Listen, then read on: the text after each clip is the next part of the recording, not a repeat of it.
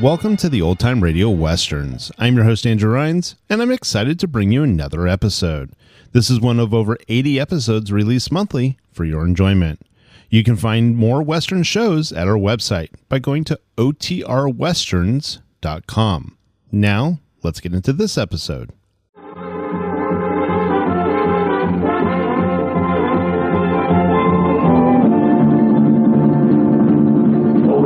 Standing cannon, this old iron horse, black and smoking cinders, the mark of his course. Down in the valley, and up on the grade, the driving on steam help and history be made.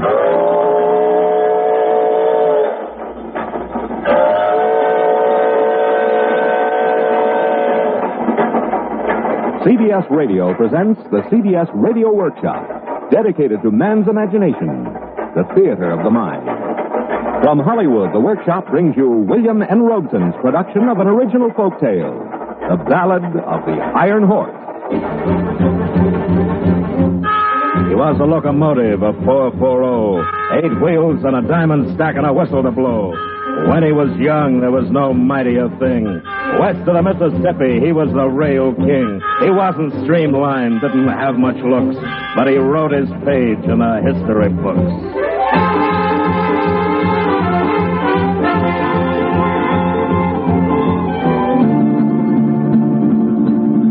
His mother was iron, his father was steel, forged in a smelter from his stack to his wheel.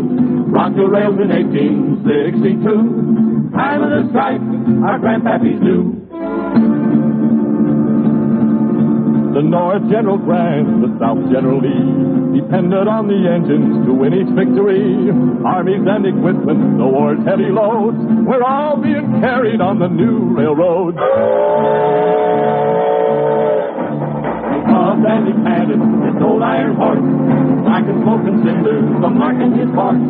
Down in the valley and up on the train, the driving on steam helped and history be made.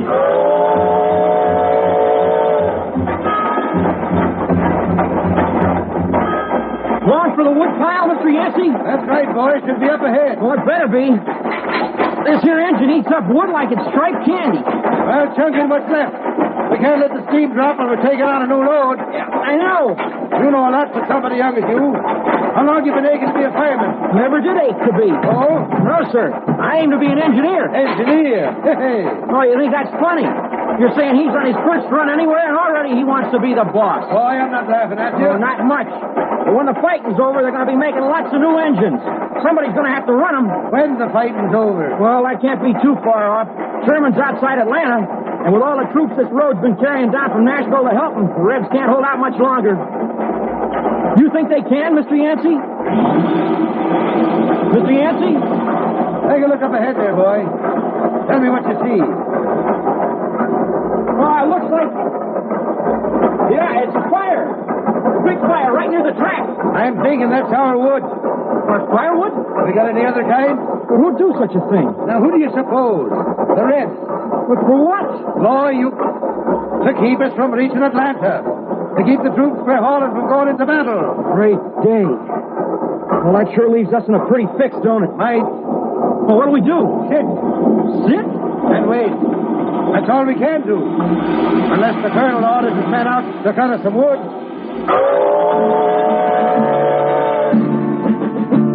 When Yancey told the colonel did scream, raved about an engine that burnt wood to make steam. Coal, Mr. Yancey. You've heard me say, convert to coal without a delay. And I've said yes. I've certainly agreed. Coal burns slower, give you more speed. But what do we do now? We're fresh out of wood. Get the boys out. Exercise will do them good. Troops began to holler, the troops did right, having to chop wood far into the night. And who was it felt sorrow, and who felt shame? Our little old engine, working to make his name.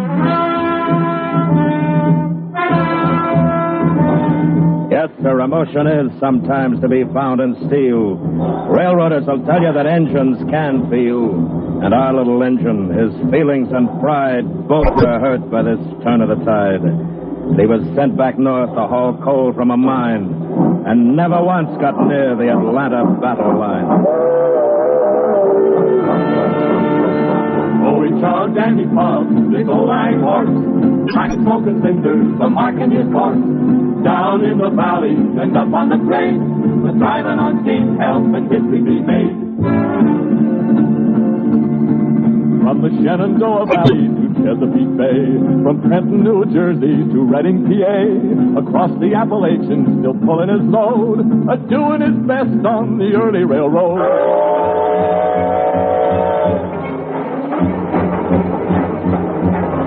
The end of the war saw folks moving west, and our little engine rolled on with the rest. Across the Missouri, and out on the plains, through pasture and fields planted with grains. Farmers lost land by his right-of-way, and engines swore vengeance to their dying day.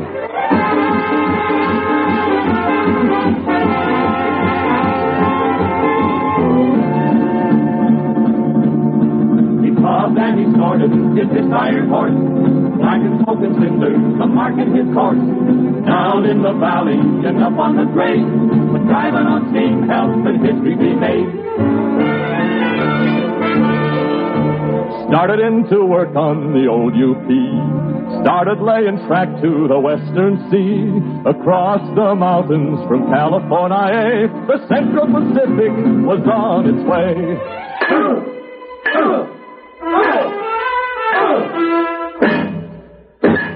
The workers that helped them were a motley crew, wielding sledges and hammered steam drivers, too. Candy dancers, they call these Irish and Chinese, who sweated in the deserts and ignored winter's freeze.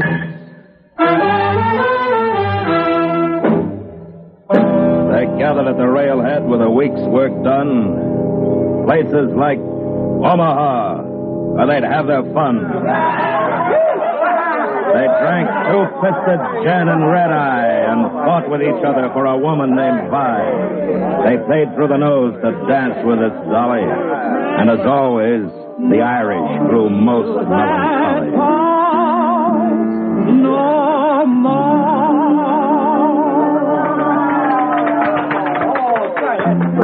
Oh, he sings a right nice song, don't he, Yancey? Yep, that's it. Kind of a sad song, though. Who's gonna whirl me around next? You want to dance with it, Charlie? Oh. No, I don't know. I thought that's what we came in here for. You've been talking all week about how you wanted to come to Fat Hogger and dance with that woman. Well, you, Curly, you aiming to dance? She's looking right at you. Oh, doggone. Can't you answer? Boy, she must like your looks.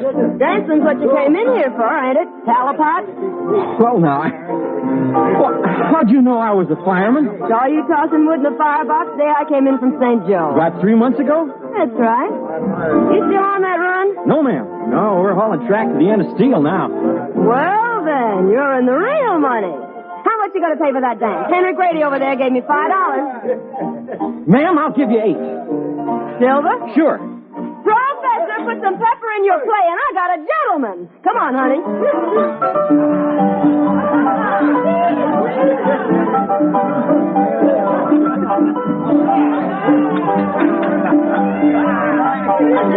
All right, just a minute, little lady. What do you think you're doing? I'm dancing with this gentleman, Mr. Grady. Not when I already said I'd pay you more than anybody else here. Curly just gave me $8. Now get out of my way. Come on, Talipot. Don't you pay him no mind. Talipot, eh? I'm a fireman, mister. That's what the railroaders call it. Well, I'm a steel-driving man myself. Now, you let loose of her before I bust your face open. Henry Grady, you get away now. Pardon me, ma'am.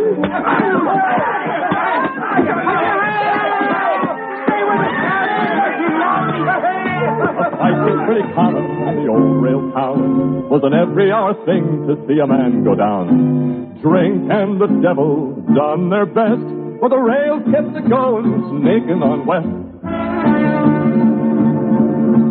Oh, he puffed and he panted, his old iron horse, black as smoke and cinders, a marking his course.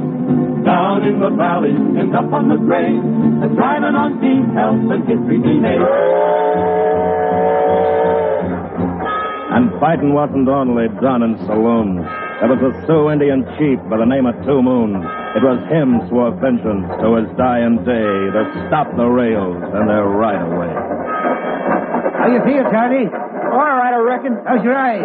How's it look? Can you see out of it? Good as I can the other one. Come over here. There. Take a look out across the bluff. No, to the left more. There, that's it. You see that? Yeah. What do you think it is? Something moving for sure. Buffalo, maybe. Maybe not. How far to end the track? Too far, about 18 miles. And now look at him. Yeah. Buffalo be running from us. They're running toward us. Build up the steam, Charlie. Steam ain't gonna do no good. We can't run any faster on this road. That ain't settled yet. We don't run faster, we'll never run no more. Now, come on, move!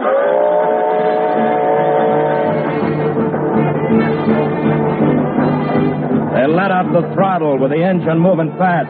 Looked out the cab and saw engines riding past.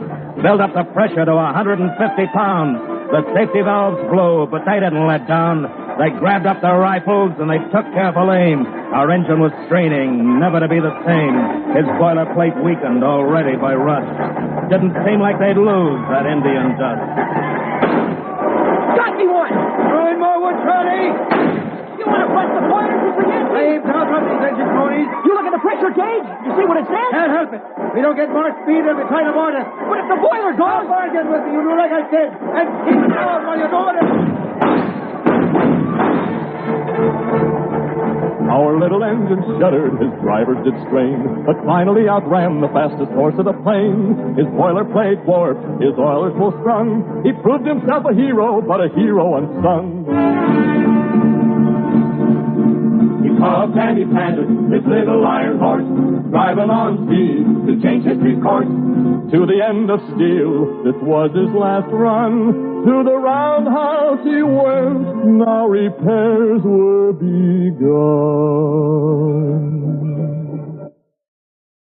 Men, Frank Crumit is here with me to say a word about Roy Tan cigars. Frank Crumit. I'm really a fan for Roy Tan, and the reason is Roy Tan has more long-filler Havana tobacco, and yet it's a 5-cent cigar. Man to man, smoke Roy Tan. Boilerplate, oilers, valves, steam pipes, pistons, drive crank, firebox. These all need work, Mr. Yancey.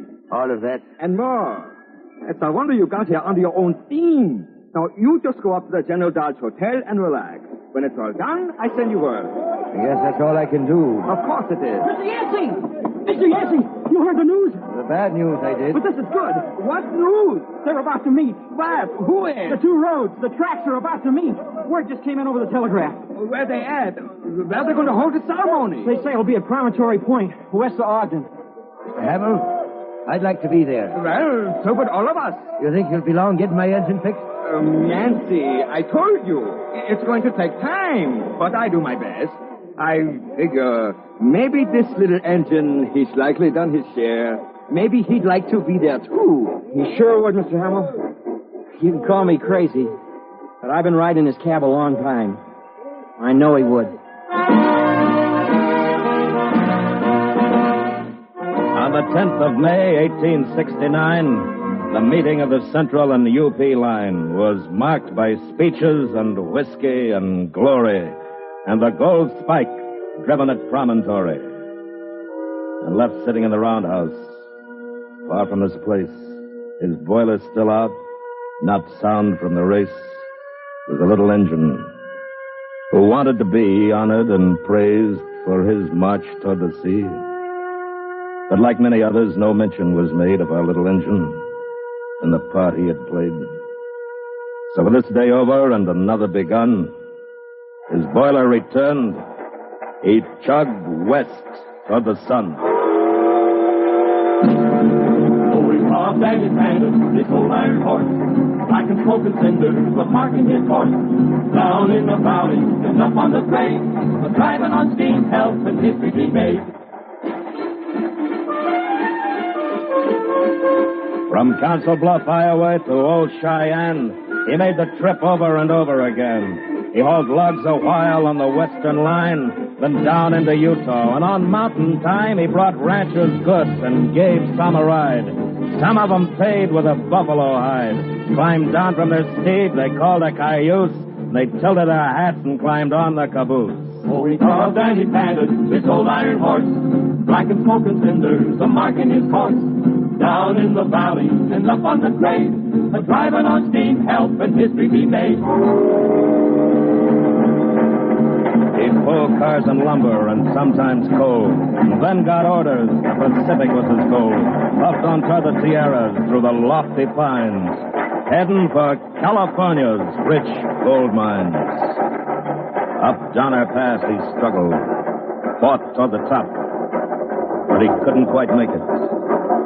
At last had to stop. The work he'd done, the years he'd lived, had taken its toll. He had no more to give. He fought with a last gasp. He struggled and cried, but he couldn't make the grade, no matter how he tried.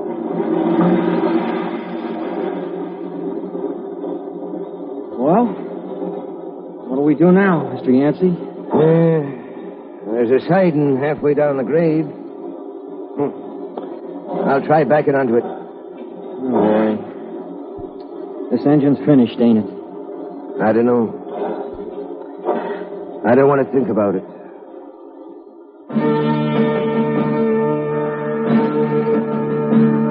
They left him on the siding, said he was through. Got another engine, one with power that was new. They hauled his cars away and left him alone. Looked like that siding was to be his last home.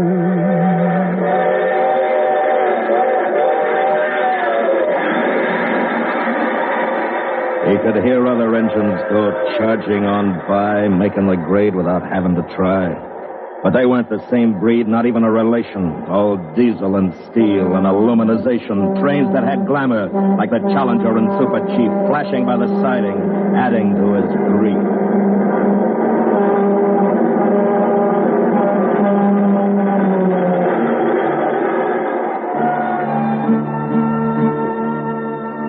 It gets cold up on Dehner.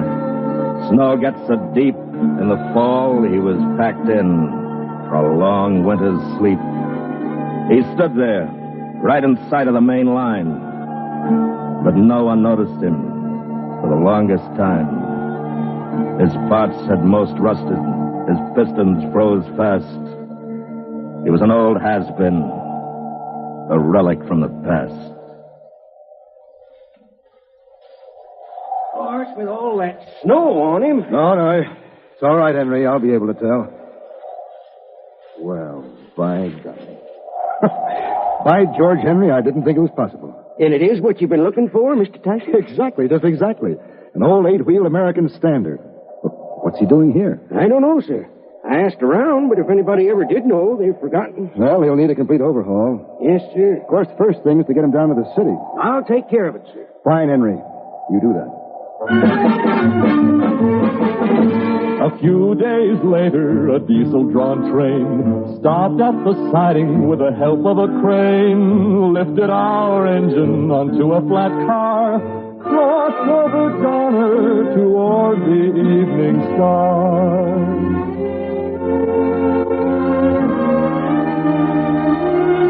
To the roundhouse in the city, our friend was taken.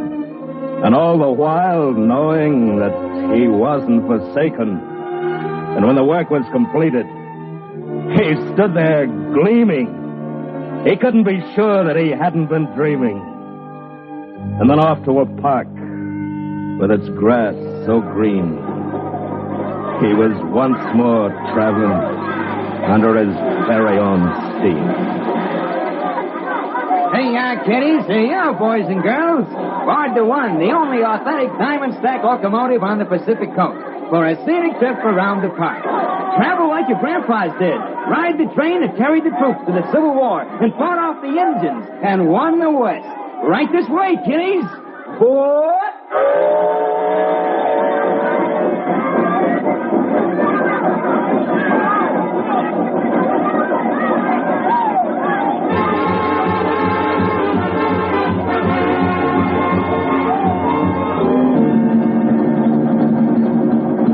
Don't believe us, we'll go to the park, but get there early, not after dark.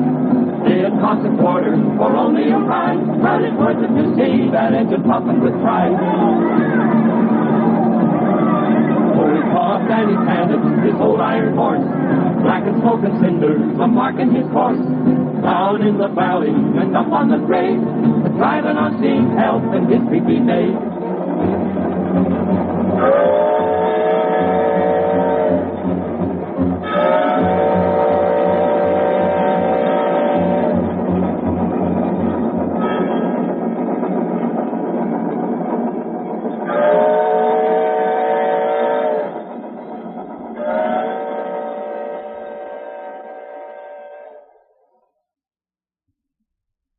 The CBS Radio Workshop has presented The Ballad of the Iron Horse by Charles B. Smith, based upon an original story by Ken McManus, with music composed by Fred Steiner and conducted by Lyn Murray. The Ballad of the Iron Horse was sung by the Mellomen, narrated by William Conrad, and produced and directed in Hollywood by William N. Robson.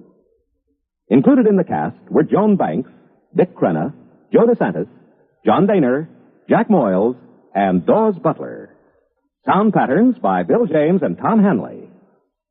The sounds of the Iron Horse were recorded on the Oahu Railway in Travel Town, Griffith Park, Los Angeles, through the cooperation of William Fredrickson, Director of Recreation and Parks of the City of Los Angeles.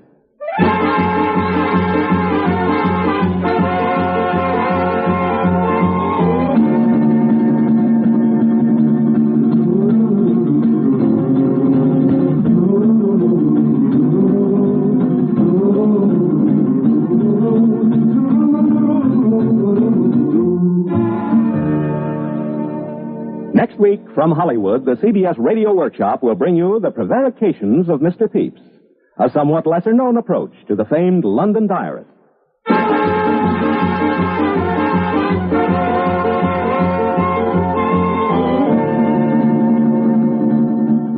America listens most to the CBS Radio Network. WGBI, AM and FM, Scranton.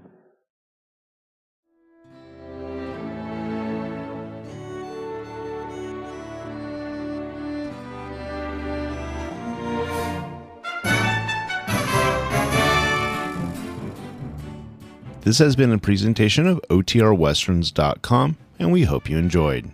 Please take some time to like and rate this episode within your favorite podcast application. Follow us on Facebook by going to OTRWesterns.com/Facebook, and subscribe to our YouTube channel by going to OTRWesterns.com/YouTube. Become one of our ranch hands and unlock some exclusive content. We want to thank our most recent ranch hands, Steve and Ron W., who joined us recently. You too can join by going to OTRWesterns.com/donate. Send us an email, podcast@OTRWesterns.com, and you can call and leave us a voicemail, 707-986-8739. This episode is copyrighted under the attribution non-commercial share-alike copyright. For more information, go to OTRWesterns.com/copyright. Have a great day, and thanks for listening.